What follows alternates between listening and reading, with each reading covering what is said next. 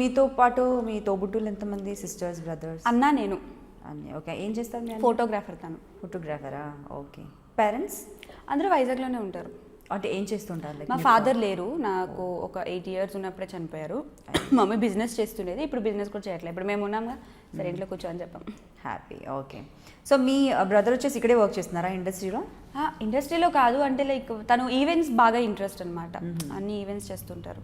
Okay. So ఇండస్ట్రీకి entry ఎలా జరిగింది? న్యూస్ రీడర్గా వచ్చాను అని చెప్పారు, మీరు చెప్పే వరకు నాకు తెలియదు. Web series and serials, some movies try చేస్తున్నారని తెలుసు. బట్ ఎలా న్యూస్ రీడింగ్ అంటే ట్రైనింగ్ తీసుకున్నారా? అంటే న్యూస్ రీడర్ అవుదామని నేను ఏ రోజు అసలు అనుకోలేదు. నా మొహానికి న్యూస్ ఏంట్లే అని చెప్పి నేను అనుకున్నా. న్యూస్ అసలు రాదు నాకు, అంటే చాలా సబ్జెక్ట్ ఉండాలి కదా న్యూస్ రీడర్కి. తెలుగు ఓకే, ఎంత సబ్జెక్ట్ ఉండాలి జర్నలిస్టులకి, అది నాకు అసలు ఐడియా కూడా లేదు అప్పుడు. జస్ట్ నార్మల్గా నేను, మాకు వైజాగ్లో ఒక ఛానల్ పెట్టారు, శాటిలైట్ ఛానల్,